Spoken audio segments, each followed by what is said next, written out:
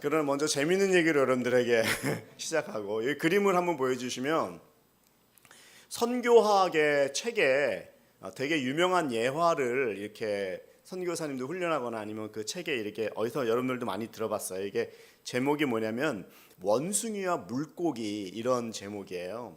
이제 선교를 설명하는데 한 원숭이가 그 사는 지역에 홍수가 나가지고 그 홍수가 막 이렇게 근데 이제 홍수가 나갔고 물이 점점 빠지기 시작하니까 그 고기들이 들어왔다가 이제 물이 없으니까 이제 물이 팔딱팔딱 튀는 거예요. 얘가 고기가 물이 없으니까.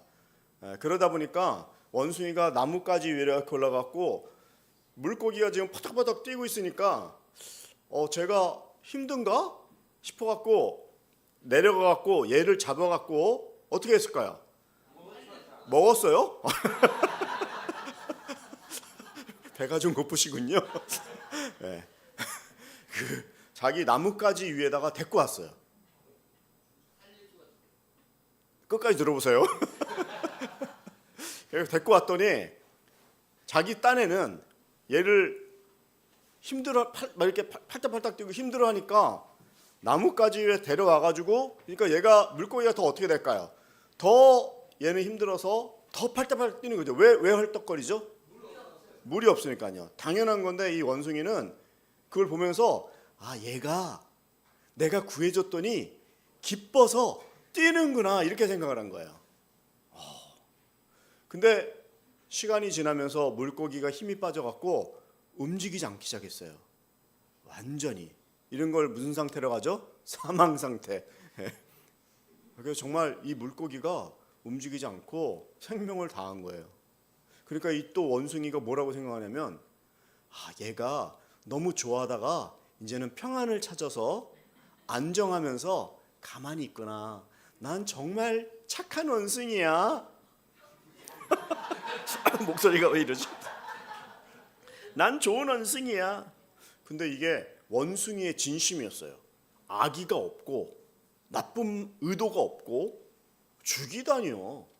전 잘해주기 위해서 원숭이에게 이렇게 한 거예요. 잘못이 잘못인지를 모를 때 이게 심각한 거죠. 여러분 우리 장기 중에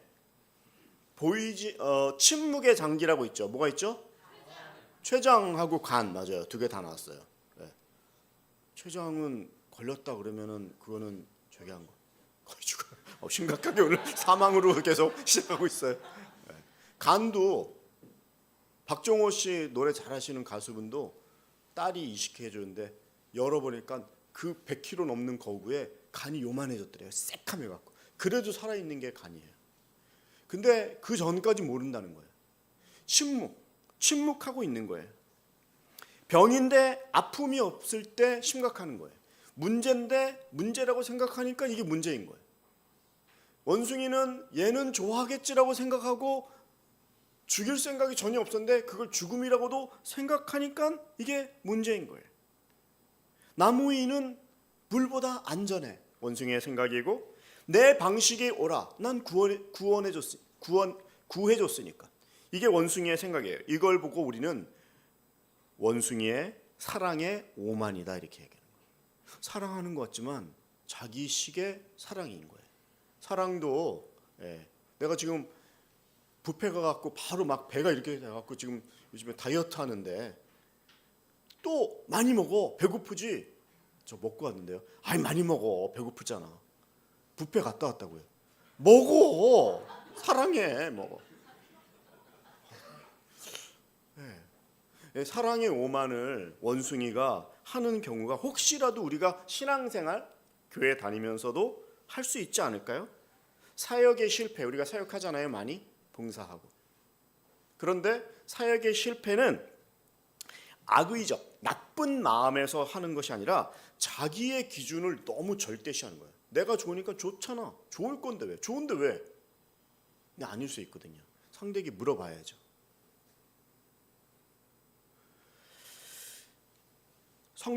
성육신하신 예수님은 물고기의 세계로 들어오신 것이지 물고기를 나무 위로 끌어올린 게 아니에요. 성육신은 우리한테 오신 거예요. 그래서 상대의 눈에 맞춰서 하나님이신 분이 여자의 몸을 입고 여자의 몸을 통하여 우리 예수님께서 이 땅에 오신 걸 성육신이라고 하는 거죠. 오늘 본문이 아이들을 품어주시는 내용이 이렇게 나왔잖아요. 읽었죠 우리가. 단순히 예수님께서 귀여운 아이들 아이고 이쁘다 이렇게 안아준 뭐 그런 만져주시는 의미도 있지만 더 중요한 것은 신앙생활하면서 우리가 어린 아이와 같은 마음으로 하나님 아버지와 그의 나라를 섬기라는 거예요. 너무 열심히 내다가 비교하고 경쟁하고 힘이 빠져갖고 봉사를 쉬는 경우도 있잖아요. 사실은 경쟁할 필요 없는데 싸울 필요 없는데 너무 열심히 하고 자기의 기준을 절대시하다가 그런데 그러지 말고 아버지 하나님의 그의 나라를 어린아이와 같은 마음으로 섬겨라 이거예요. 하나님의 나라는 어떤 조건을 따지는 그런 나라가 아니라 아주 작고 연약한 아직 피지 않은 작은 별과 같은 그런 연약함도 품으시고 안아주시는 예수님, 그 축복하시는 예수님의 그 품 안에서 시작된다는 거예요. 그러니까 절대 남이 일단 비교할 거 없고 그냥 있는 모습 그대로 이렇게 해야 돼요. 제가 걱정하는데 여기서 키가 더 30cm 커지겠어요? 커지고 싶어. 그렇지만 나한테는 이게 딱 맞는 거예요. 내 옷인 거예요. 우리에게 딱 있는 모습 그대로 하나님께서 축복으로 사랑으로 작은 별들아 하면서 안아주시는 하나님의 기쁨의 존재가 바로 우리라는 것이죠. 오늘 본문 구체적으로 13절을 한번 읽어보세요. 시작. 사람들이 어린아이들을 예수께 데리고 와 어루만져 주시기를 원했습니다. 그러나 제자들이 그들을 꾸짖었습니다. 제자들의 생각에는 예수님 지금 피곤해. 일 많이 하셔서 사역한 거 어저께도 밤새 막 하셨는데 애들이 야 시끄러 조용히 해 절로 가. 지금 중요한 일하고 중요한 사람 만나고 있는데 지금 애들이 떠들고 막 애들 데려가. 애들은 가. 그게 제자들의 생각이었죠. 겉으로는 배려하는 것처럼 예수님을 생각하고 예수님 힘드시니까 바쁘시니까 그런데 사실은 이것은 배려하는 것 같지만 차단하는 거였죠. 배려를 가장한 차단. 예수님은 아무리 바빠도 그 잃어버린 한 영혼을 보고 안아줘야지. 어린아이 같은 그런 귀한 마음에 이 자녀들을 사랑하고 축복해야지. 이 마음이 있으셨는데 물론 제자들이 잘못하거나 나쁜 것은 아니에요. 근데 사역을 하면서 그럴 수 있다라는 게 있다는 거예요. 그 부분을 하나님의 나라를 설명하면서 예수님께서 말씀하시는 것이죠. 예수님께서 지금 너무 피곤한 건 사실이지만 피곤한 것이 기준이었다면 예수님이 십자가 지지 말아야죠. 아픈데 내가 왜 십자가를 져? 피곤한데 내가 왜 기도해? 왜 내가 겟세마네를 가서 기도해야 돼? 피곤하니까 지금 중요한 일이 있으니까. 이 말은 틀린 말은 아니에요. 그러나 옳은 말이지만 그게 다 맞는 건 아니에요. 말은 맞는데 말이 안 될 때가 있잖아요. 예수님이 어떤 것을 원하시는지 그것을 우리가 이해하지 못하고 내 생각으로 의식으로 돈 드니까 선교하면 안 되지. 왜 우리가 지금 원화도 달러가 많이 올라가고 있죠? 요즘. 그럼 뭐 선교사들에게 그거 다 자르고 그냥 하면 되지. 돈으로 하는 게 아니거든요. 생명으로 해야 되는데 상식적으로는 돈 올랐으니까 상식적으로 그거 자르면 되지. 간단한 걸 갖고 그 고민을 해. 그냥 반 잘라서 보내면 되지. 이런 게 아니거든요. 상식적으로는 옳죠. 그것이. 없으니까 조금 주는 거니까. 근데 그게 아니다 이 말이에요. 겟세마네에서 예수님께서 기도하실 때 만약에 나 피곤하다. 애들도 뭐 기도하라 했더니 한 시간도 깨어있지 못하는 저 제자들을 데리고 아이고 나도 피곤하다. 만약에 피곤함으로 물러서셨다면 예수님은 우리를 구원하지 못했죠. 구원하지 않으셨죠.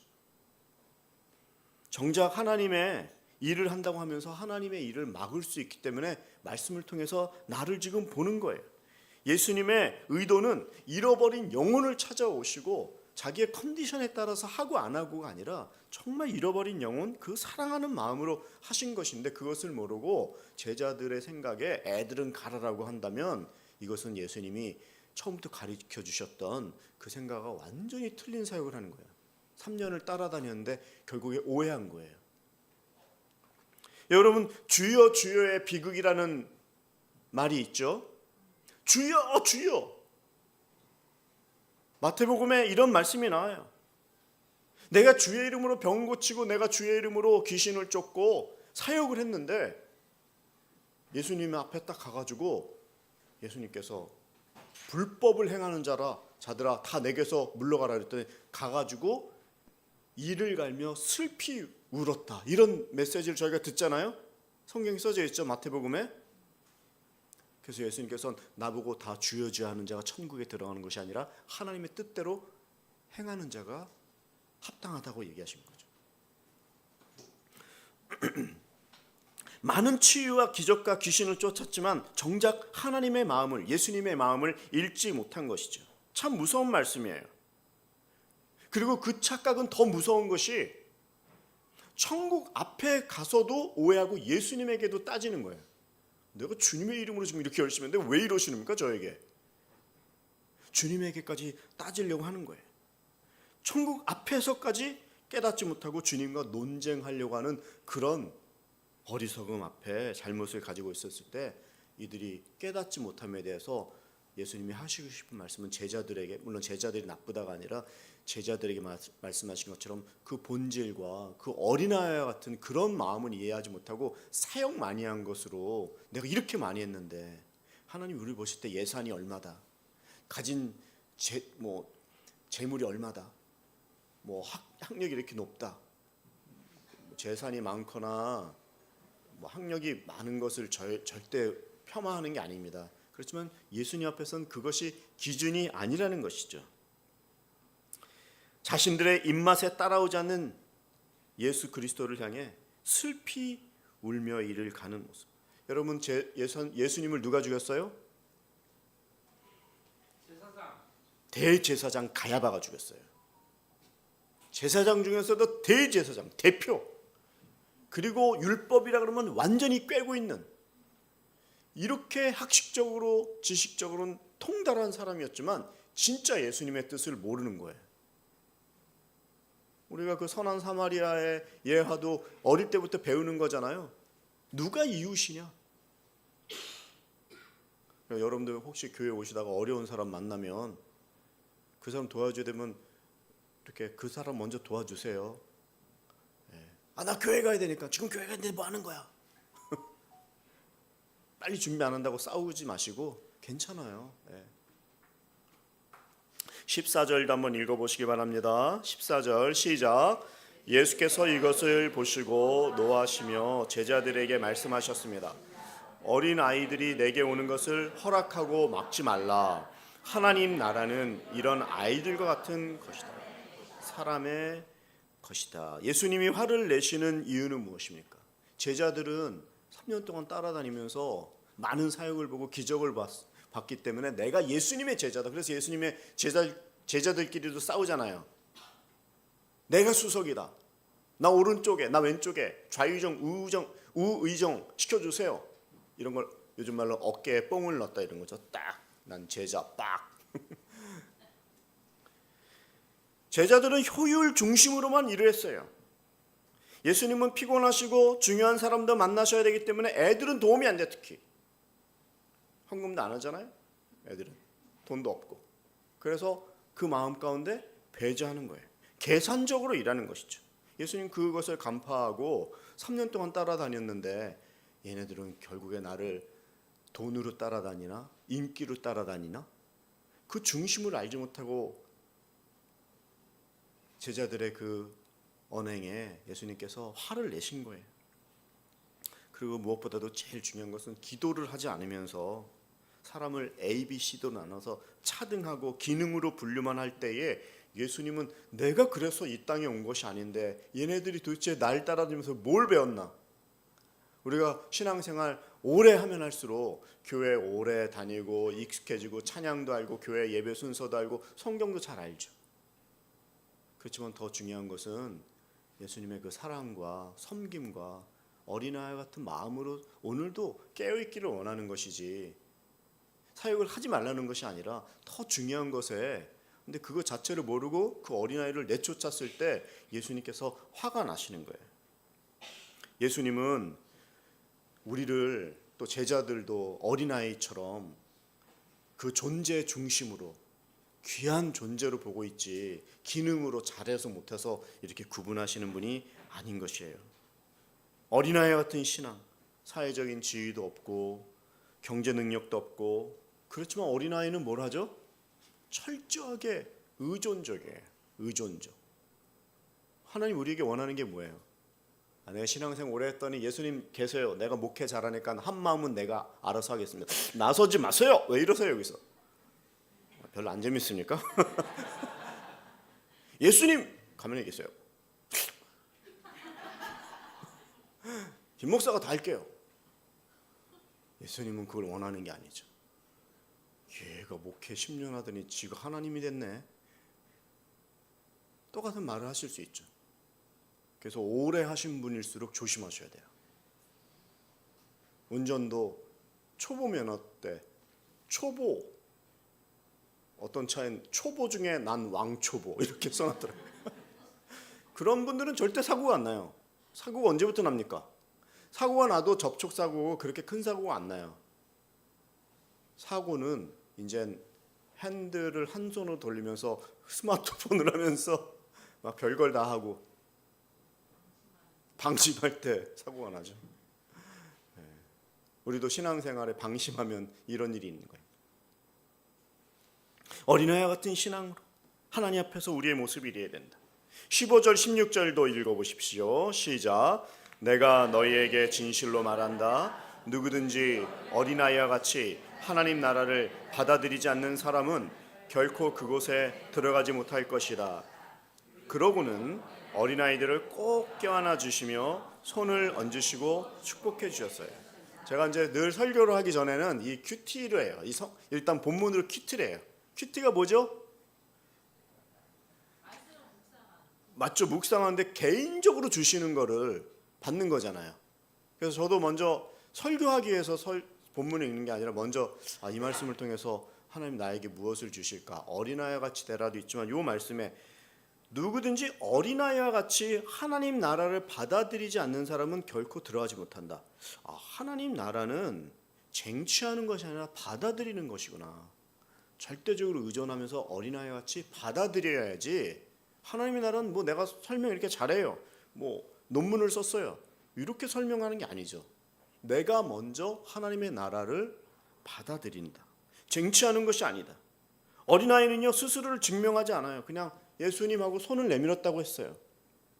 설명하거나 막 논증하거나 논쟁하거나 자랑하거나 과시하지 아니하고 있는 모습 그대로 하나님의 나라를 받아들이고 예수님 하면서 손을 내밀었더니 예수님이 안아주셔야 되는데 제자들은 그거 자체를 막아버린 거 아니에요? 그래서 이 일이 일어난 거잖아요. 우리는 심사받는 자리가 아니라 환영받는 자리예요. 하나님의 나라는 심사받는 자리가 아니라, 한번 그 세 개 줄 한번 읽어보세요. 시작. 심사받는 자리가 아니라 환영받는 자리입니다. 평가하지 않고 안아주는 나라입니다. 논리로 다가가지 않고 사랑으로 다가가는 나라입니다. 뭐가? 하나님의 나라가. 하나님의 나라는 심사하는 게 아니에요. 조건을 따지는 게 아니에요. 받아들이고 받아주시는, 환영받는, 또 사랑으로 나아가는, 안아주는, 평가하지 않고 이렇게 안아주는 거예요. 세상은 묻습니다. 떡잎 잘 될 나무는 떡잎부터 한다. 떡잎 꿈나무를 잘해갖고 잘해. 그건 세상의 논리예요. 하나님의 나라는 그런 게 아니에요. 잘 되는 떡잎만 알아서 집중해주고 물을 더 주는 것이 아니라 그거에 상관없이 존재 자체로 귀한 연약한 그 한 나무도, 한 귀한 어린 잎도 귀하게 봐주시는 거죠. 앞으로 잘 될 것 같으니까 가망성이 있어서 가능성이 보여서 넌 도와줄게. 꿈나무니까. 아니에요. 예수님은 그런 거 묻지 아니하시고 어린아이와 같이 안아주시는, 그게 하나님의 나라다. 우리도 예수님이 우리를 안아주셨으니까 여기 있고 있는 거지. 여기에 누가 자랑할 사람이 누가 있겠습니까? 저서부터. 세상은 그런 가능성을 보고 투자하려고 하지만 예수님은 목숨을 주어도 아깝지 않은 그 사랑으로 십자가로 우리에게 다가오신 것이죠. 세상은 사랑받을 구석이 있어야지 다가와 주지만 예수님은 있는 모습 그대로 받아주시는 거예요. 아무도 예수님도 우리를 자책하지 않는데 우리가 우리 자책하면 안 돼요. 있는 모습 그대로, 연약하면 연약한 대로, 연약하기 때문에 더 신경과 마음을 써주잖아요. 부모이기 때문에, 존재적으로 귀하시기 때문에. 아이들이 아직 피지 않았습니다. 그러나 아직 예수님은 그들을 자라나지 않은 별로 보는 거예요. 하나님의 나라는 이론이 아니라 바로 품어주고 안아주는 것이다. 여기서 노래가 들어가야겠죠? 어떤 노래예요? 오늘 이렇게 노래 부르면 또 한마음에서 잘리는 거 아닌지 모르겠네요. 그래, 건전 가요니까 그 가사가 나는 반딧불, 옛날 노래의 반딧불이 아니에요. 개똥벌레가 아니에요. 내가 가사를 먼저 읽어줄게요. 나는 내가 빛나는 별인 줄 알았어요. 한 번도 의심한 적 없었죠. 몰랐어요. 난 내가 벌레라는 것을. 그래도 괜찮아. 난 눈부시니까. 하늘에서 떨어진 별인 줄 알았어요. 소원을 들어주는 작은 별. 몰랐어요. 난 내가 개똥벌레라는 것을. 그래도 괜찮아. 난 빛날 테니까. 개똥벌레는 조그맣잖아요. 그렇지만 아무 볼품 없고 조그맣고 그렇지만 그 깜깜한 밤에 그 빛이 나오잖아요. 그래서 지금은 연약하고 부족하지만 빛을 내는 그런 존재. 하늘에 떠 있는 그 빛나는 별과 같이 우리를 귀하다고 얘기해 주시고. 이거 너무 심각하게 시작해갖고 노래를 못 하겠네. 여기까지 한번 불러볼게요. 나는 내가 빛나는 별인 줄 알았어요. 한 번도 의심한 적 없었죠. 몰랐어요.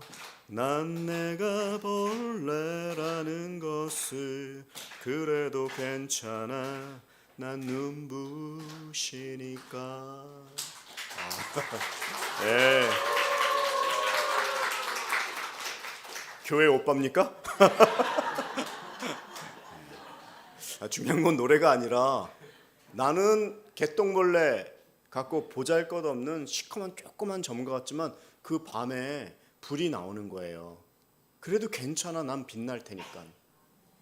우리가 다 하나님 보시기에 귀한 어린아이고 어떻게 보면 능력이 없을지 모르지만 하나님께서 여기를 불러주시고 믿음을 갖게 하시고 연약함을 안고서 나아가게 해주셔서 우리가 나아간다는 어린아이 같은 그 마음으로. 근데 그 원리가 천국을 받아들이는, 천국은 쟁취가 아니라 받아들이는 그 존재가 바로 우리이기 때문에, 그 신앙의 기본이 이것이기 때문에 우리가 이 사실에 오늘 예수님께서 주시는 말씀을 들어야 되는 것이죠. 저희 한마음 공동체는 작은 별들을 품고 있는 공동체입니다. 옆에 분들에게 말해보세요. 당신은 별입니다. 네. 빛나는 거예요. 캠페인을 해갖고 우리 모두 품읍시다 3번 외치고 현수막을 달아서 그런 것이 아니라 여러분들의 순 예배에서 1명, 2명 있는 그 자리에서 그냥 있는 대로 받아주고 품어주고 같이 나눠주고 연약함을 인정할 때 2-3 사람이 내 이름으로 모인 곳에 나도 그들과 함께 있다. 예수님의 약속이잖아요. 성령이 약속하는 거예요. 거기서 논쟁하고 싸우고 누가 크냐 비교하고 연약함을 묵상하는 것이 아니라 주님을 의지하고 어린아이 같이 나아갈 때 우리에게 이렇게 하나님께서 별과 같이 그렇게 존재로 보고 있기 때문에 우리가 실망하지 않는 저희의 삶이 이어지는 거죠. 마지막 그 PPT를 한번 보여주고 읽고 기도하면 좋겠습니다. 네, 시작. 그 다음 페이지 없나요? 제가 안 드렸네요. 한번 제가 읽을게요. 하나님 나라는 자신의 빛이 얼마나 빛나느냐의 별의 나라가 아니라 아직 피지 않은 별을 안아주는 나라입니다. 우리 순 안에서 연약하기 때문에 아직 피지 않았기 때문에 우리 주님을 의지하고 나아가는 귀한 우리 한마음 공동체 되기를 축복합니다. 우리 이 시간에 잠시 눈을 감고 가슴에 손을 모으고 한번 기도했으면 좋겠습니다. 또 우리 가운데는 말 못할 고민과 눈물이 얼마나 많이 있습니까? 그러나 여러분들을 우리 예수님은 사랑하십니다. 어린아이를 보시고 잘해서가 아니라 하나님의 자녀이기 때문에 우리의 영혼을 바라보고 계시는 것이죠. 약한 대로 부족하지만 우리가 할 수 있는 것은 예수님에게 손을 내밀고 나아가는 것입니다. 조금 나에게 힘이 있는 분들은 내 능력으로 하는 것이 아니라 하나님의 나라를 온전하게 섬김으로 나아가는 그런 내 인생의 봉사가 되게 해달라고 이 시간에 소리내서 한번 잠시 기도하겠습니다. 하나님 아버지, 우리를 심사하지 아니하시고 환영해 주시는 은혜 감사드립니다. 우리 안에 있는 원숭이 같은 생각을 내려놓게 하시고 물고기의 세계로 들어가신 예수님을 바라보게 도와주시옵소서. 숨모임 자리마다 작은 별들이 안전하게 숨쉬는 공간이 마련되어 수 있도록 허락하시고, 말은 없지만 마음속에 상처가 있는 별들, 빛나고 싶지만 자신이 없어 떨고 있는 별들, 우리가 그 별들을 판단하지 않고 조용히 품는 귀한 한마음 공동체 되게 도와주시옵소서. 하나님 아버지, 숨모임의 자리마다 작은 별들이 안전하게 숨쉬는 공간 한마음 공동체 되게 하여 주시옵소서. 모든 연약함들은 십자가대로 감춰주시고 연약한 있는 모습 그대로 또 우리 예수 그리스도에게 손을 내미는 저희 공동체 될 수 있도록, 귀한 한 영혼 한 영혼 될 수 있도록 축복하여 주시옵소서. 예수님의 이름으로 기도드리옵나이다. 아멘. 우리 하나님께 감사의 박수 올려드리겠습니다.